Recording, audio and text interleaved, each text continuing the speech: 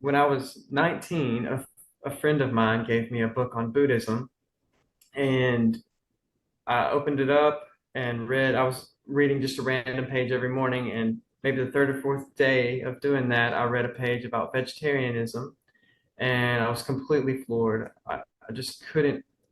It stopped me in my tracks. I couldn't imagine that 19 years went by and I'd never heard this message before. That animals were here for their own purposes, and that they were, individuals with souls, with feelings, and that we should, be nice to them.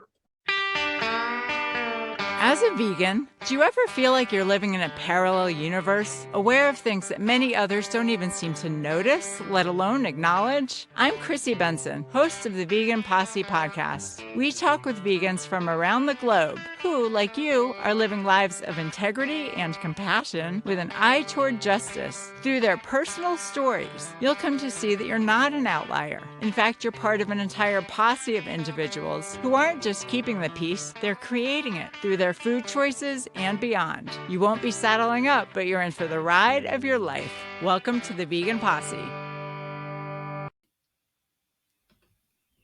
Hey Posse, I'm Chrissy Benson, host of the Vegan Posse podcast. I've long been promising to bring you video episodes of the Vegan Posse, and as you can see, it's happening. The show will still be available in podcast form via Spotify, Apple, and all of your favorite podcast platforms, and video episodes will be available on YouTube. We've got a lot more coming on that front. In the not too distant future, we're going to be offering membership options and special content through Substack. In addition, stay tuned for the Vegan Posse Self-Love series, a special series of episodes dedicated to expanding our tenderness, affection, curiosity, and sheer delight in one very important animal, ourselves. But first, if you love being part of the Vegan Posse, please take a moment to like this podcast, subscribe, and share it with your friends. And if you're looking for a fun summer read with a vegan twist, definitely pick up my novel, Marrying Myself, dubbed the anti-romance romance for its revolutionary self-love message, and which I'm honored to mention was selected by Veg News magazine as one of their top media picks of the year in 2023. You can find out all about the book at my author website, ChristineMelanieBenson.com. This week, I'm thrilled to introduce our Vegan Posse Tennessee series. No, it's not a music drama, unfortunately, but instead, in the month of May, we're going to be featuring local Nashville area vegans. To honor this theme, I'm wearing my East Nashville Tomato 5K t-shirt, which is an annual event that happens here in East Nashville, Tennessee, the Tomato Arts Festival. It's super cool. But I have to say, when I first moved to Nashville from New York City in 2017, I definitely had some trepidation as to what the vegan scene would be like here, or whether there would even be a vegan scene. And on literally my first morning here, my vegan brother and I decided to see if we could scrounge up a vegan brunch spot. And lo and behold, we discovered that there's a vegan restaurant right around the corner from where I live. And I had a feeling that boded well. And I've since come to find that there's a vibrant vegan community here. So in today's episode, you will be meeting Robby and Ananya Cox, who are business partners and life partners. And they started a vegan meal prep and catering company called SUNstenance. That's like sustenance, but beginning with the light of the sun. I met Robby and Ananya a few years ago at a vegan meetup. And the more I've gotten to know them, the more impressed I am at how early in life they both got it and at their commitment to working for human health, animal liberation, and conscious consumption. So enjoy this conversation with Robby and Ananya Cox. Okay. Ananya and Robby, welcome to the Vegan Posse. Are you ready for the ride of your life? We are ready. Oh, yeah. Great. I'm ready too. So I'm really happy to finally have you both on the show. In hosting the podcast, I've gotten the chance to talk with people all over the country and even around the world, which has been fantastic. But I also didn't want to overlook the vegans in my own backyard right here in Tennessee. So this month, we're going to be featuring local Nashville area vegans like the two of you. And Robby and Ananya, we first crossed paths several years ago at a vegan meetup in Nashville in the pre-COVID days. And since that time, you guys have come so far, both personally and professionally. And so I really think now is the perfect time to hear all about what you're doing and what you've been up to. So to give our listeners some background, you guys are the founders of a vegan company called SUNstenance, which offers vegan, whole food, plant-based meal prep, catering, baked goods, and workshops and education. But before we get into all of that fun stuff, I would love to hear from both of you individually. So Ananya, you come off so unassuming and so down to earth, but you've really had a lot of wild adventures and done a lot of really cool things. So why don't we start with you? If you could just tell us a little about your background and how you came to find the vegan path. Yeah, absolutely. So I distinctly remember being really young. It was probably 4 or 5 years old. And we took a preschool trip to this animal farm. And I was holding a chicken. And for some reason, like the words just clicked. And I was like, chicken, like, oh my goodness, this is what I'm eating. And I was like so mortified. I was so upset and I asked my mom and told me, she's like, yeah, this is what you eat. And then I went on to ask her about like all the meats, like what is this from? What is beef? What is that? And so I was pretty adamant about not eating those things. However, being a really young child and not really cooking for myself, occasionally I would like eat those things. But it really bothered me like inside. And then finally in seventh grade, this girl, Nikita, moved. And her family was of the Sikh religion. So they were all vegetarians. And I was so excited because, well, I'm like, no, wow, I can actually do it now. And I have a buddy. So I made the declaration and I became a vegetarian then and a And that vegan. was what age? How old were you? I guess seventh grade, you're like 13 maybe? 12, 13. 12, 13. Yeah. Um, Wow.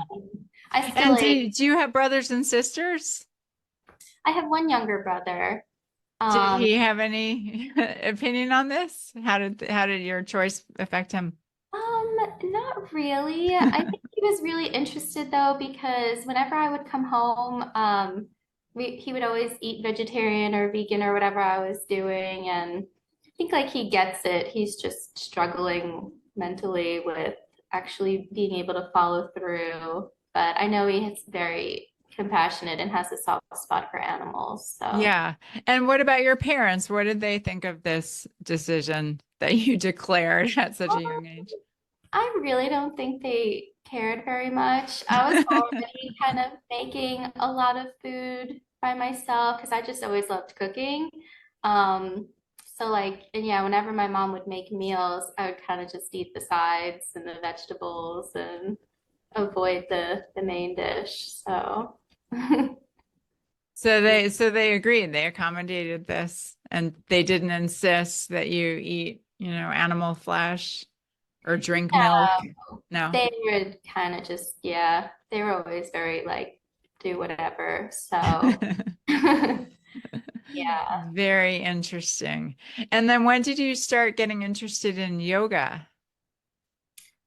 So it was probably in high school. I remember my friend Carolyn gave me this video VHS, and we would do yoga from that video. And then in college, I was very interested in it, but it was way too much of a hectic time to actually develop a practice. So I moved to the city, New York City, to finish out my final year of college. And that's when I really like went full throttle. And I did some yoga teacher trainings, and my friend Christina and I started a company there. It was kind of like a yoga and wellness event company. And I got to meet a lot of cool vegan chefs, and we would have like vegan dinner parties. And so that really was encouraging for me. And yeah. That's amazing. And I think we've talked about the fact that we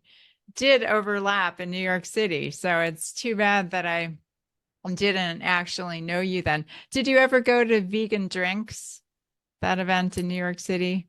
It was like No. monthly, yeah, like a monthly long-standing event that they would have in New York City. I think it's still going on, where Oh, they wow. host, just whatever vegans want to come. Vegans are vegan curious, and people come and then socialize, and then they have a time period for announcements, like protests or companies or vegan related things, and then people go back to socializing. Yeah. Well, that's really interesting. And then when did you end up coming to Tennessee, and what brought you here? So I moved to India for about 6 years, and I was there working with an organization whose main goal was to save the cow and slaughtering and educate people on the importance of the cow. And we also made Ayurvedic medicines as well. And so I was there on the yogic spiritual journey. I was actually living in a cave most of the time. In a So cave? yeah, Wow. it's a cave, and then outside, a small like temple-y worship area was built. So I was there, and then my mom actually was diagnosed with stage 4 breast cancer, and she was given like not a lot of time.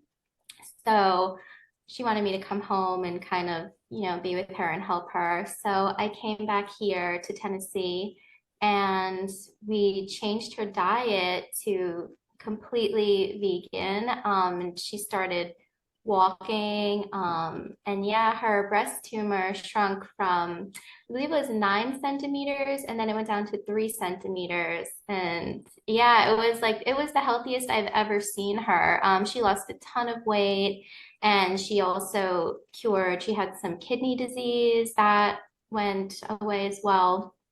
So yeah, it was like amazing to see her go through such a dramatic change. And And yeah. is she okay?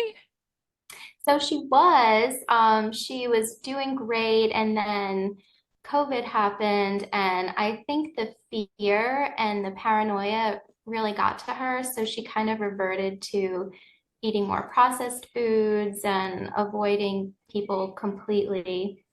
Um, and then she actually did have a few strokes. That was just recently, so she's not doing very well now, but yeah, it's very kind of beautiful to see the relationship and the correlation between our health and what we put in our bodies. Like she knows it, but Hmm. it's just hard for her to act upon it now. Right. It really is. It really is so hard. I mean, because our society just nudges people, not just nudges, but, funnels people in the wrong direction. And it's so tragic that even people who've experienced the benefits of, eating a certain way will lapse. And so the fact that's, that it happens to people who have themselves gotten a taste of what it's like to feel good can still fall off. It just shows how messed up, our food system is in our society, in my opinion. Absolutely. Wow. Well, I hope, yeah, that's amazing that you were able to at least give her that gift of, the the improvement in her health for that period of time. And I'm sure just having you here means a lot to her, I would think. And she's got her stage 4 diagnosis 7 years ago. And I Wow. think they gave her a few months. Yeah. Wow. Wow. Yeah. So That's a win right there for sure. Wow. Well, Robby, what about you? What led you to the vegan path? So, when I was 19, a friend of mine gave me a book on Buddhism, and I opened it up and read. I was reading just a random page every morning, and maybe the third or fourth day of doing that, I read a page about vegetarianism, and I was completely floored. I just couldn't, it stopped me in my tracks. I couldn't imagine that 19 years went by and I'd never heard this message before, that animals were here for their own purposes and that they were, individuals with souls, with feelings, and that we should, I mean, not every, we had pets growing up. You were supposed to be nice to animals, but that kindness could extend to your dinner plate was never a message that I don't think I met a vegetarian for the first 19 years of my life. And my friend who gave me the book wasn't even a I was vegetarian. going to ask that. That's exactly what I Yeah, was going no, to ask. Yeah. he was not. And but it was I'm so grateful for that message, and I became a vegetarian that day. I had no idea what I was doing. Didn't know it was healthy, and didn't care at the time. And my first meal, I went down, and in the pantry, I had like uh, some canned corn and beans and peas. I just dumped it all in a bowl, and so that's where I started. And then always wanted to be a vegan, and I would stay vegan for a little while, and then I would. How'd you hear about veganism? Like what made you want to be a vegan? So I found out about veganism almost right away. Got super into vegetarianism, and then found out that there was another level of awesomeness where you cut everything out. And so I wanted to do that, and I did. And I would, but then at the time I was still drinking and smoking, and I was still, still a teenager, and living like that anyway. And I couldn't stay vegan for a long time. I would end up back at a fast food restaurant ordering, an egg sandwich. But eventually I made it stick and figured out how to do it right, eating lots and lots of fruits and grains and vegetables and beans. And so how to actually feed myself and nourish myself. And so from 24 on, I've stayed vegan. And it's been amazing. I'm so grateful for that message in that book that I received. Wow. And when did you stumble onto John McDougall, the doctor that a lot of people listening are well acquainted with? It was shortly after I found this vegan YouTuber named Durian Rider. He's an Australian cyclist, vegan, super popular back in the day, and he was always mentioning Dr. McDougall. And so I started watching.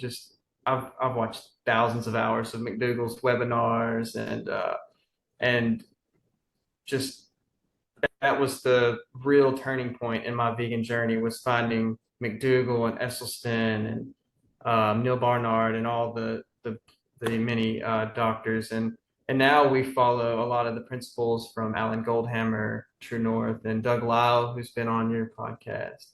Yes. So Yes. So what was it like for you in those early days when you went vegan? I mean, was it hard? And what did your family think? And how did it affect your personal relationships? so my family was shocked. They were surprised. They didn't. I don't know if they'd ever even heard of it either at the time. And And what about you? Do you have brothers and sisters? I do. I have one brother. I paid him to watch Earthlings, and but it didn't do any good. So but I have one brother. He's not vegetarian himself, but yeah, they were all supportive. No one was really negative, but they were worried. They were worried that I wouldn't, get enough protein or be healthy for whatever reason. Just the common, misconceptions. But everyone was supportive, so that was good. Yeah. How was their health overall? They're all, I mean, just like everybody has their health challenges, but they're all, I'm grateful they've all maintained pretty decent health. And so, but I think everybody could do better. Yeah. So no vegan converts in your immediate family? Not in my immediate family, no. Been working on my mom for many years, but yeah, it's just a work in Yeah. progress. Yep. Yep. I hear ya. Hey mom, if you're listening or watching. Um, and so how did the two of you come to meet? Um, so when I first came back from India, I met a girl named Dina, and she was also involved with yoga and meditation. I was super excited. So we would host weekly meditation circles by the river, which she kind of lived right next to this beautiful river. It's the Harpeth River. Um, so one of our friends brought Robby one night, and that was when we met. We didn't really like connect or hit it off or anything. But after that, we're in the same friend circle, and then we started getting really close, and we just became like best friends. And you were both already vegan at that point. You'd both been vegan for quite some time, correct? Yeah, So was that exciting to, have that in common in addition to all the other interests? it was. I'm like really picky about eating food out. So whenever Robby would be there, I'm like, oh yeah, I could eat Robby's food. Right. We're both the same way. We're very, very like careful with what we eat because and and so yeah, we both were gravitated towards one another because we had that common interest. Yeah. It really is always so reassuring to know that there's at least another vegan in the room and that they'll be looking for the same kinds of options that you are. Yeah, it makes a big difference. Robby, what was your health like when you went vegan? It was uh it was good all my younger years, but eventually those habits, meat, dairy, and eggs, and other teenager habits caught up with me, and my health was very poor around the time that I found the vegetarian message. And I had some I held a procedure that led to me having grand mal seizures and was diagnosed with epilepsy. And I found an alternative treatment that didn't involve surgeries or pills, and I credit the vegetarian vegan diet change with playing a huge role in reversing a lot of my health challenges. I didn't have a lot of I guess I did have quite a bit of chronic health challenges, but but yeah, it was just the seizures that were really I was diagnosed with. And how long a period of time was it that you were dealing with that? It was about 6 months. Oh boy. And yeah, it was following a root canal procedure that I had. I developed these seizures, and then that got me in the door of alternative health, not just vegetarianism, but also realizing that there's another option to treat your body versus just the standard of care practices. That how you take care of yourself, and how much you're sleeping and drinking, and all of those impact our health greatly. Right, right. And as I've shared with you, I went through a period in my life, much longer than 6 months, unfortunately, but where I was dealing with seizures too. And same as you, the doctors and I saw probably a dozen neurologists during the course of my career as, an epilepsy patient, even though my brain scans were normal. And I had put it together that my seizures were triggered by binge eating on, junk food, crazy, out of control binges. But all the doctors know how to do is prescribe medication. And kind of like you, I knew I didn't want that for my life. I didn't think that was the answer. I knew that if I settled for what the doctors were offering me, I would have a second rate life is what I felt like. And I realized at that point in time that unless I kept my eye on my own prize and didn't settle for what the so-called medical authorities were offering me, I wouldn't have the life that I wanted. So yeah, my goal was to be seizure free and medication free. And that required getting a handle on my eating. And that was before my vegan days. Unlike you, I hadn't yet discovered the vegan path. That would have saved me a lot of time. I think if I had, that would have made my journey a lot more efficient. But it worked out the way it worked out. And fortunately, I'm really grateful that experience really feels like ancient history to me. It was very dramatic at the time. I mean, you know what seizures are like.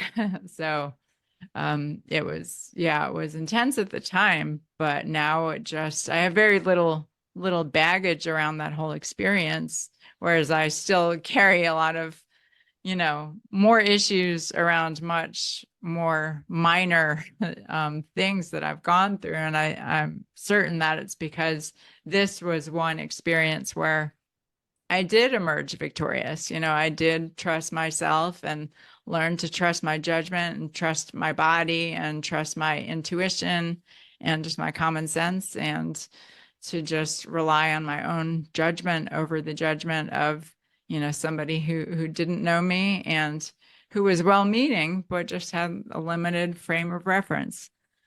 So I'm really glad for you as well that you made it out of that a lot quicker than I did. So when you guys met, how long did it take for you to become a couple, and then how long did it take for you to decide to go into business together?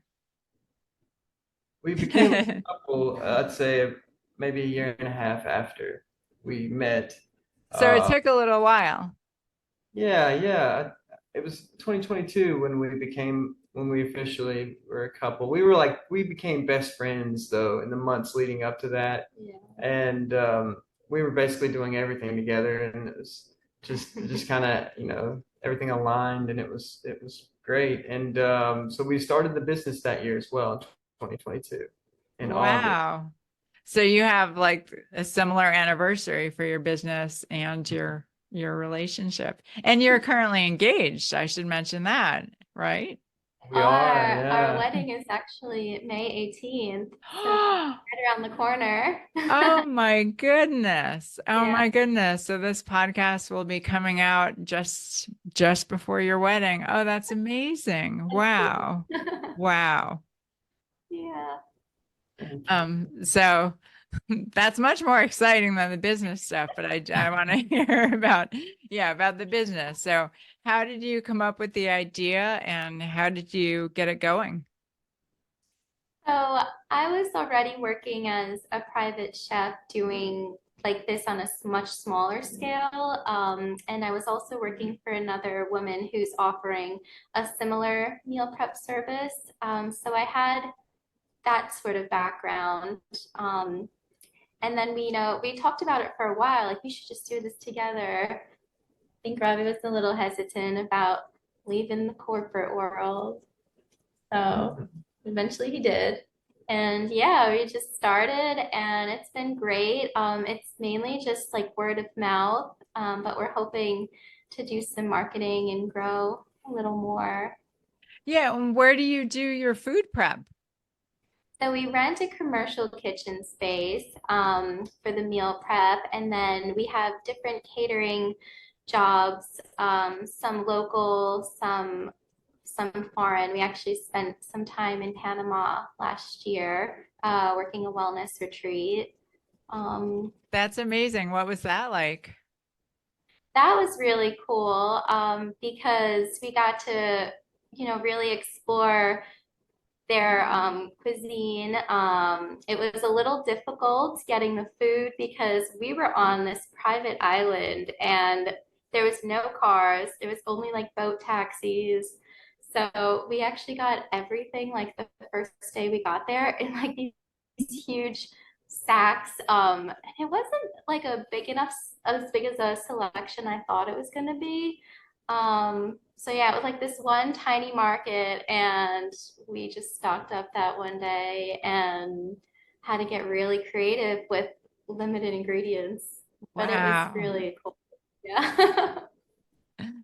What have the responses been to your food? And who are your clients? Are they mostly vegan, or are they people trying to learn to eat healthier?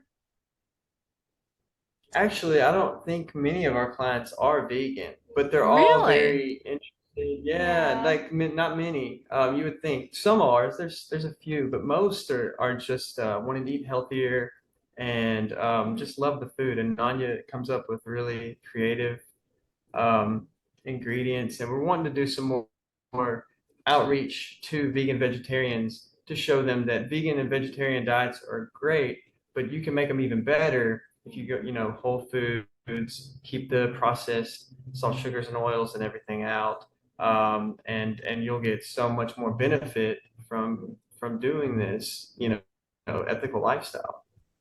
Right, right. And to me, people who are, especially for ethical vegans who are doing this just out of a real care and concern for what's happening to non-human animals, if anyone deserves to feel good, it's those people. So that's really cool that you're working on, just giving everybody the benefits that are, available through what we put in our bodies. So what are some of your favorite dishes that you serve? Oh my gosh. This week we made some falafels. They had Oh, everybody loves ap falafel. Yeah. yeah, and they had apricots in them, so they were So really I like sweet. really, yeah, I really hate redoing things. So like we couldn't just make regular falafels. These are like with white beans and apricots and a lot of different herbs from our garden. And then it was like a cilantro Dijon tahini dressing. So we try and like put our own unique spin and flair on, a lot of standard and traditional dishes. So It sounds like it. And so your clients, I mean, what are their reactions to the food? Because a lot of them are probably used to just regular like Nashville, Tennessee, processed stuff. What's it like for them eating real food? I think we usually like always get a positive response. I even put like a little disclaimer in the email menu I send out. Like, we have really low sodium, but feel free to add your own if you want. But yeah, usually people who have eaten the standard diet are just like, oh yeah, I just add like a little sprinkle of salt and it's great. So yeah, we've had So you do mostly SOS free, sugar, oil, and salt free? We do. I sometimes will add a little bit of salt in one or two of the entrees, but we Mhm. keep it really low sodium, absolutely no oil, and then we'll use unrefined sweeteners in some items. Okay. Yeah. And what's it like working together, just being in business together? Are there any challenges? It's great. I love it. We have a really good chemistry and balance. So, she's the creative and the chef, and then I'm kind of the distribution. So I handle like deliveries because we cook and deliver all the food. So Wow. we really work well together, Yeah. and we're able to do it where we cook and deliver on the same day. So there's a lot of prep work leading up to that day, but we're pretty much that one day is our big go at it. So yeah, That's amazing. And are you delivering enough meals for a week, or how many meals are you delivering? I mean, that depends. If it's for one person, it'll usually last them 3 to 5 days, and sometiety larger families will order, and it'll just be kind of like their main dinner for Hmm. overs. But yeah, it's a pretty big variety of clients. typically it'll last 2 to 3 lunches and dinners depending on your appetite, and we have availability to double your order if you have a larger family. So there's Mhm. it can last as long as you want it to, but we aim for fresh, so we Yeah. don't want people keeping it too long. I see. That makes sense. And do you know of anyone who's gone vegan from your food?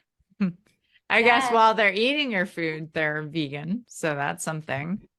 We actually just had one woman, she just randomly reached out and contacted me, and she was suffering with, was she pre-diabetic and Yeah, she was pre-diabetic and, yeah. and a lot of other conditions, and she started eating our food, and I turned her on to Dougal and all of the whole crew, and she's really become a big advocate.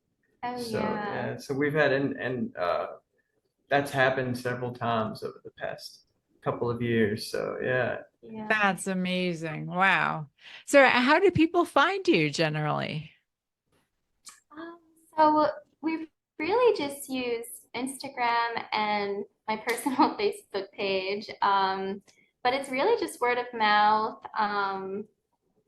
Yeah, we haven't really done much marketing, but that's our hopes for the upcoming future to really reach out. we have our Um, website where you can, if you're interested, you can go on our website and fill out to be on our email list, our mailing lists every week. So Perfect. And we'll certainly include all that information on in our show notes. But the website, just for people listening, it's SUNstenance.org. Is that right? right. Okay. Okay. And so you're planning a wedding. I assume it's going to be a vegan wedding. it is. We're actually cooking the food ourselves. No. That's Gonna do hilarious. But I guess for two picky eaters, if you want something done the way you want it, then do it yourself. That's really funny. What's it been like planning a wedding? It's not really been much. we're we're minimalists, so we're keeping it Uh-huh. real simple and like we're gonna do build your own Buddha bowls. So just make rice and beans and a bunch of just fixins and just it'll be self-serve, so it should be pretty easy. Perfect. Yeah. The planning the wedding has been it was, I think for us it was just getting all the invitations mailed out, and but other than that it's been pretty smooth. Yeah, really simple. So, Very nice. Yeah, my sister is engaged and she's currently planning her wedding, although her wedding is not for another year. It's not until 2025. So and I'm pretty sure her wedding will not be a vegan wedding, unfortunately. But oh well. Um, so what are some of the most interesting responses you've gotten from your clients just about your food? Anything that surprised you or any dishes that, went over especially well or that just weren't, didn't go over so well? I've found that a lot of the dishes that she plans that when she plans them, I'm like, that's not gonna go over well. And they usually go over very well. So I've stopped questioning her judgment. yeah, sometimes you're such a hater on some of the things. Yeah. It ends up being like his favorite item that we made. Well, I can tell you like unusual combinations and unusual takes on things. So what are some of your weirdest, things you've come up with? Oh my gosh, there's so many. I really just like using interesting ingredients. So we use lotus root a lot, because it's just so beautiful and it's, you know, it's always a little treat for people because it's very rare. So Do you yeah. grow it in your garden? No, we actually get it at this international world market we go to. Okay. What Yeah. does lotus root taste like? I don't know if I've ever had it. It's actually super mild, so it's really easy to flavor. I usually braise it, and then in the braising liquid, I'll add, whatever. If it's Asian, I usually do it with like orange juice and zest and a little tamari. So, yeah, it takes on the flavor of whatever you put in there. It's just a Okay. really beautiful, crunchy ingredient. It really goes nice in dishes, and yeah, they and then another ingredient we started eating a lot of recently is malanga. I don't know if you've ever I've heard. never heard of that. It's a root. It's like taro root, and it's this big roots. You get them at the international market, and Okay. it's like a potato, but it just better in all Oh my gosh, ways. should I go get one? Sure. Yeah. And tell me the name again? It's called Malanga Cocoa. Malanga. Malanga, and it's become Okay. one of our favorite foods. It's just Wow. And it's got a texture like it's enormous. Oh, It's like, wow. huge. and I don't know if you Oh, can see wow. it it inside. has a purple and like a white flesh with purple spots, and it is just so tasty. It's sweet and super starchy, and it has more fiber than potatoes and somehow more calorie dense. Don't know how it managed to do that, but it's been Yeah. Wow. That's, yeah, very interesting. Where are they from? Where are they grown? tropical environments. So I think a Okay. lot in Like Central and Central South America. America and in some Asian, like Asian countries. I used to cook with a similar one when I was in India, but I don't know if it was taro or I don't Cassava, know. I don't or think it was cassava. It might have been taro, but they're all in the same kind of family, yeah. root Okay. tubers. Does it have fat in it? You said No, it's super No. low. so it's low fat, but it's more calorie dense. I'm just trying to, it's so I know interesting. I'm gonna have to check it out. I don't know how. Yeah, that's just that's what I read. That it Yeah. has more fiber, and I think it may be more calorie dense because it has less water. It's very dry. It's very Oh, So starchy, it's got, oh, yeah, creamy. very, we cook it up with water, but it's very starchy. It's yeah. become my favorite food probably. And what sorts of dishes do you make with it? All types. We for ourselves are really simple, so we just roast it up, but we've used it in soups. It's a great thickener. Huh. We do it in curry sometimes, or like a creamy potato soup. Instead of using a high fat like coconut milk, we would use this. And I've used it in desserts, in baked goods, or pudding type of desserts. Uh, That's fascinating. I'm always amazed at how many foods I have not heard of.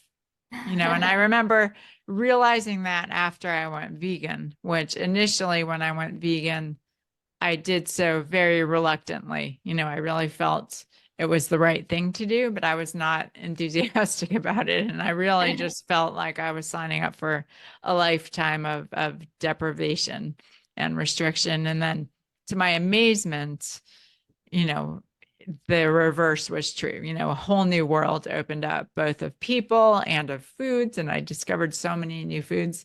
But even now, like I consider myself pretty worldly and savvy about food. And I've never in my life have I heard of a malanga.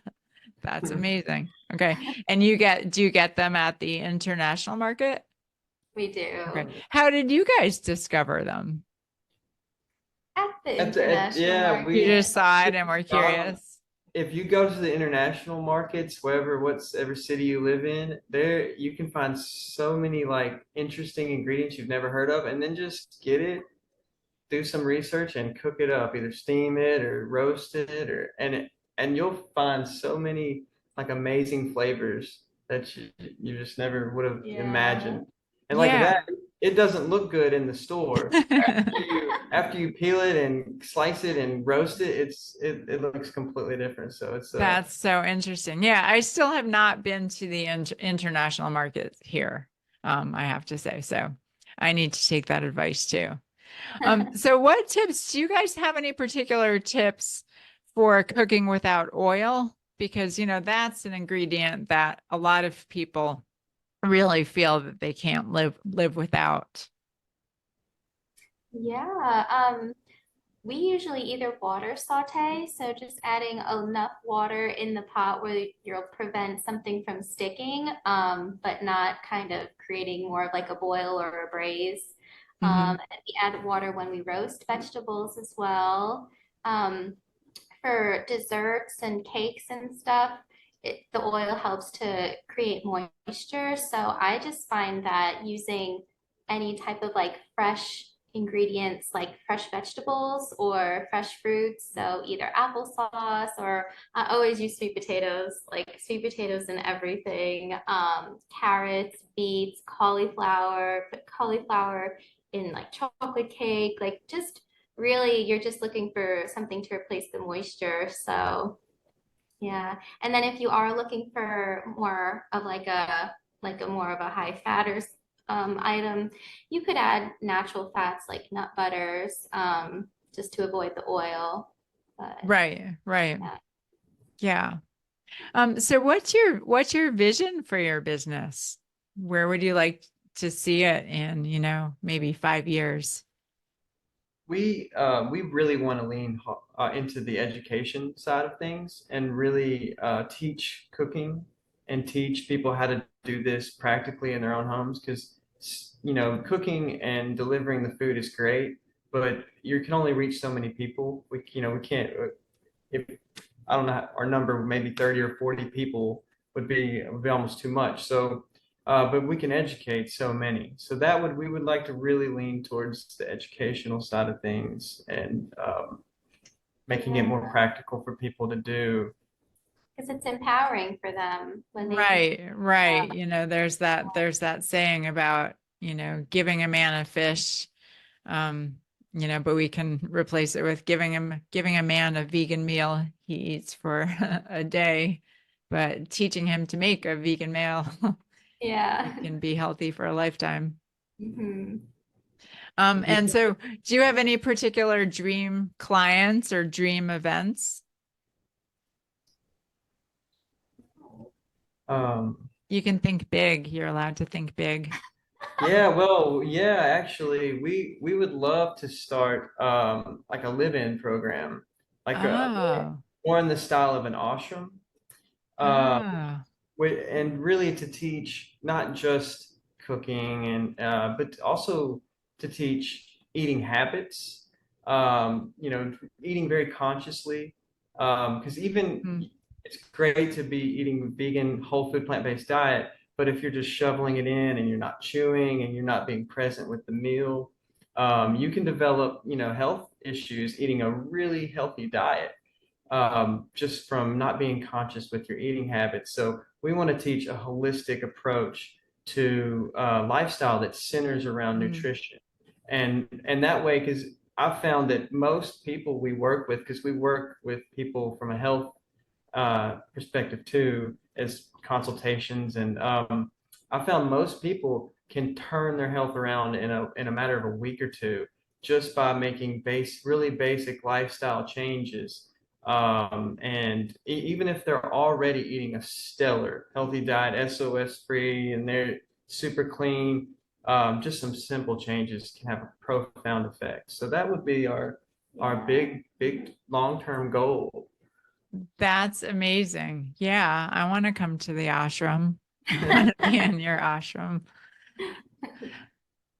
Robby, you mentioned that you were into fasting and you've done some juice cleanses and some fasts.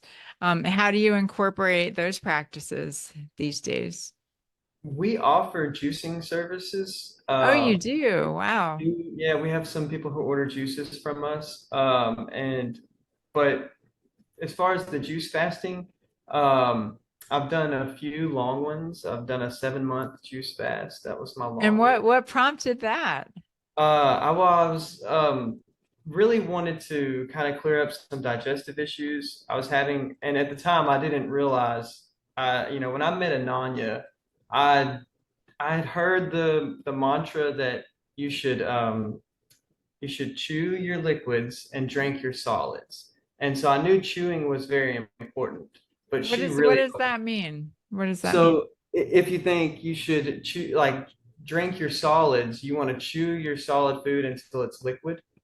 And then if you're drinking a liquid like a juice or a smoothie, you still want to chew that as well to get the enzymes, the saliva really mixed with the food so that it'll digest properly because chewing is a very important and overlooked part of the digestive system. So mouth digestion is extremely important and it prepares the rest. That's not a very appealing term. Mouth Maldigestion. Yeah, digestion. no, it's not, but it's so important, and It it's so, is, and I'm definitely lax in that area. Yeah, my two biggest areas, like I could definitely chew more, and then eating late at night is definitely my other bad habit, where I could stand some growth. Yeah, so are you still doing lots of, juice stuff personally? yes, and well, not personally. I still drank juice. Yeah. But I really was trying to clear up a lot of those digestive issues that were caused by I was eating a very healthy diet, but I just wasn't really eating it properly. And so, and it worked. Doing that long juice fast really cleared up a lot of my digestive discomfort. And so I find it to be a wonderful kind of speedy process for people who are trying to get some relief. But we also recommend fasting very cautiously. It's something we don't actually really coach people on doing it because it's really something you need to be medically supervised. But if people want to just order juices from us, we do that, just like any other juice bar, juice. Yeah. Yeah. Yeah. What kinds of juices do you do? We like to really add in a lot of like fresh herbs like basil, and Yeah, we have some purple basil in the garden. We have lemon balm, chocolate mint. So to just keep them again like interesting and all the benefits of the herbs we add too. And seasonal is a big one for us. We really promote a lot of seasonal eating so we can again stay in connection with the natural cycles and seasons. Wow. the basis of the juices are fruits and vegetables. So lots of, Yeah. apples and cucumbers and but yeah, we really make them special with the herbs. Yeah. I would expect nothing less. Yeah. Given that Ananya's in the picture. Yeah. Um, Robby, I'm just still on this notion of you subsisting on only juice for 7 months. I mean, are you just one of those very disciplined people where you don't mind that much about, like, I've done a couple of juice cleanses for a week, and I've done one 5-day water fast, but I just am so emotionally attached to eating that I can hardly imagine what that would be like to not have solid food for 7 months. You just are just one of those people that you just decide to do something and you do it. It's funny, I was only going to do a 24-hour juice fast, and it was kind of I went to the Nash Vegans potluck in town, and someone there was talking about it, a juice fast, and it got me really thinking about it. And so I was like, I'm going to do a 24-hour, and I did. It was really easy. I said, I'll do another day, and that became another week, and then eventually I just was like, I can go as long as I want. And yeah, so it kind of evolved, but I actually really enjoyed it. I did the kind of more of a juice feast kind of mentality where you just drink as much juice as you care for. Uh-huh. So, and I focused on higher calorie dense juices. So I used like apples and sweet potatoes was one of my main juices when I started. And like I would do half and half, apple, sweet potato. And you wouldn't think you could juice sweet potatoes, but they're delicious. Yeah, I've never heard of that. Really? It's an Really? expensive way to make juice because they don't produce a lot, but it's tasty. And and then over the summertime, I did lots of fruits, and so I was very fed. And I didn't. It took all of the. Sometimes eating can be a burdensome process for people if they make poor choices or they don't chew or and a lot of people have pre-existing health conditions that make eating really like a painful experience in a lot of cases. So that not just having the juice, and if you drink it consciously and slowly, you don't get any really digestive discomfort. So that was nice to go through the Hmm. day and never really have that upset stomach after eating. So it was a Wow. experience. Very interesting. And what about you, Ananya? Are you into fasting or juicing? Did a lot of fasting when I was in India, and that was more just because like basically every day is like some sort of fasting holiday. I don't find that I'm called to it nowadays just because we eat so clean. I don't have any elimination problems. You know what I mean? So yeah, I haven't really been drawn to any type of cleanse or juicing or fasting. But yeah, I did a lot in the past. Yeah. Yeah, very interesting. Well, I'll say for the record that I've tasted your food. I've not just tasted, I've eaten lots of your food and it's delicious and beautiful and amazing. So definitely recommend it to anybody watching or listening to check out SUNstenance. It's a hard time saying that, but it's worth the effort. SUNstenance. Yeah, how'd you come up with the name, by the way? I came up with it and I thought it was so clever. I was afraid it was taken. And but yeah, the cleverness kind of wore off as soon as someone asked, "What's the name of your company?" And I said SUNstenance. And they're like, "Huh?" And but every now and then somebody gets it and they're like, "Oh, that's clever, sustenance with an N." But yeah, so no one knows how to spell it though. So and then they ask me how to spell it and I'm It takes a while I don't know sometimes. either. So yeah, You're like, I'm from Tennessee, come on, give me a break. Yeah. exactly. All right. Well, it's fascinating to, just hear your journey and hear your story of how you started this company. Again, I'm so glad to be featuring you, here in person so that people can see your just radiance and your, happiness that's emanating from you. And, you can feel the health on so many different levels. So really honored to have you on the show, especially in this week right before your special day. That's really, really exciting. And I'm so thrilled that you guys were able to make the time to join us here in the Vegan Posse. So just one more question that I like to ask all my guests. Is there a particular word that for you sums up what being vegan is all about? Harmony. I would say harmony. It's just the vegan diet is like a harmonious union with our world and our environment. And I think it's the first step that anybody should take on a journey of self-improvement. I think really, because I'll say, I think the animal agriculture industry is the worst thing in existence. And stepping out of that and saying you're not going to support that anymore is, you know, living in harmony for me. So that would be my word. Yeah. That's a good one. And you're a musician as well. So that's a perfect choice. Yeah. Yeah. We haven't even talked about that, but maybe another time we can talk about your songwriting. And Ananya, are you good with harmony, or do you have a particular word that for you sums up what being vegan is all about?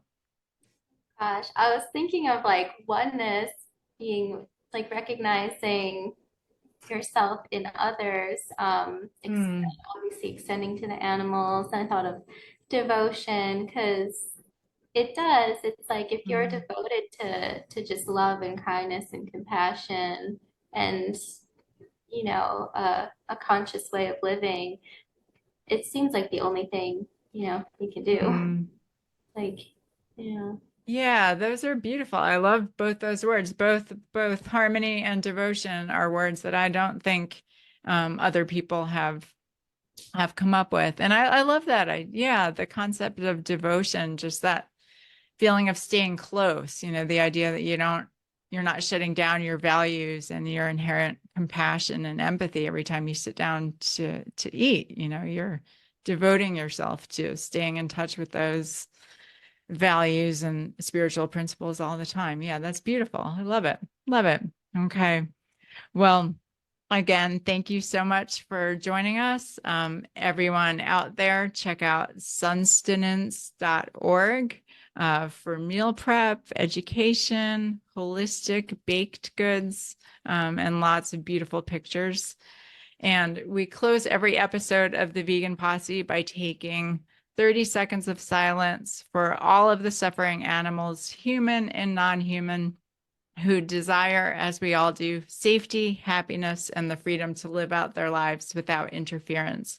So, Robby and Ananya, I invite you to join me in 30 seconds of silence for the animals, and we'll conclude with the sound of the bell.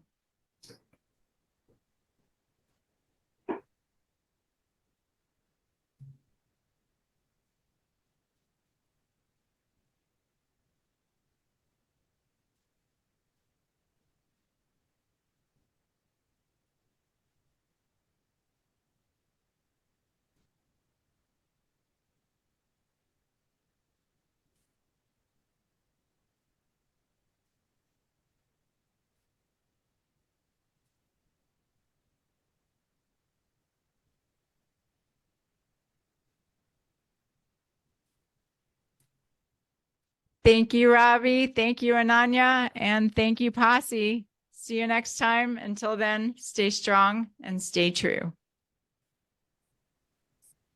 Thanks, Chrissy. Thank you so much.